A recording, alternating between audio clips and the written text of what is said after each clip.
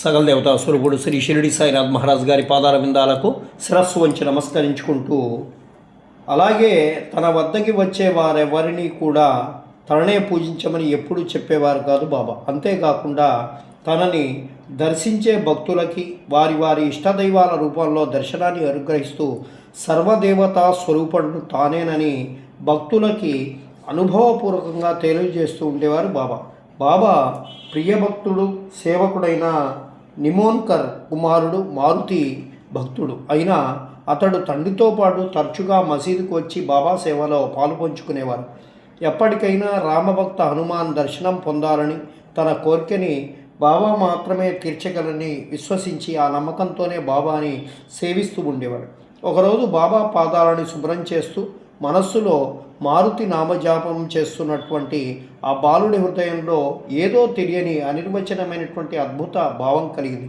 అతడు చప్పున తలెత్తి బాబా వైపు చూస్తూ దిగ్భ్రాంతుడయ్యతాడు. గద్దె మీద బాబా స్థానంలో మారుతికి దర్శనమిస్తాడు. అతను తన కళ్ళని తానే నమ్మలేకపోయాడు. బాబా తన కోరికని అలా తీరుస్తారని, బాబాయే హనుమంతుని అయినప్పటి వరకు అతని కనీసం ఊహించలేకపోయాడు.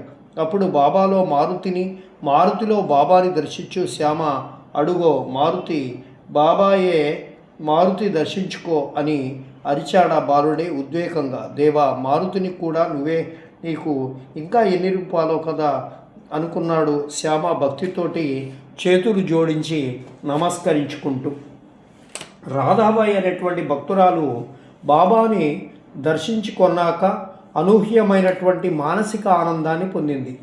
ఆ ఆత్మానందం శాశ్వతంగా పొందడానికి బాబా దగ్గరే ఉండి మంత్రోపదేశం పొందాలని, బాబా తనకి ఉపదేశం ఇవ్వకపోతే ఉపవాసం ఆత్మత్యాగం చేయాలని నిశ్చయించుకుంది.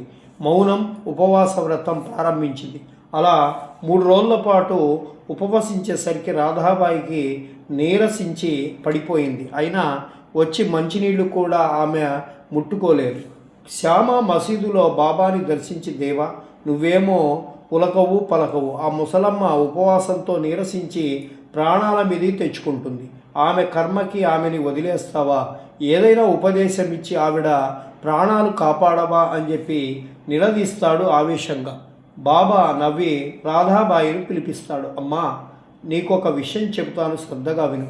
శ్యామ, నువ్వు విను అని చెప్పి చెప్పసాగారు బాబా. అమ్మా, నా గురుదేవులు మహాయోగీశ్వరులు, దయాద్ర హృదయులు. ఆయన వద్దకి చేరకముందు నా అంత గొప్ప వాడెవడూ లేనటువంటి అహంకారంతో విర్రవీగేవాడు.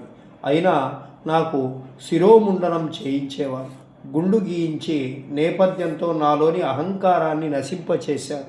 అటువైపు 2 పైసలు దక్షిణ అడిగారు. దక్షిణ అంటే డబ్బు కాదు, 1 పైసా నిష్ఠ అంటే గురువుపై దృఢమైనటువంటి విశ్వాసం, 2వ పైసా సబూరి అంటే సహనంతో గురుసేవ ఓర్పు. అమ్మ, నేను 12 ఏళ్ళు నిష్ఠతో నా గురువుని విశ్వసించాను.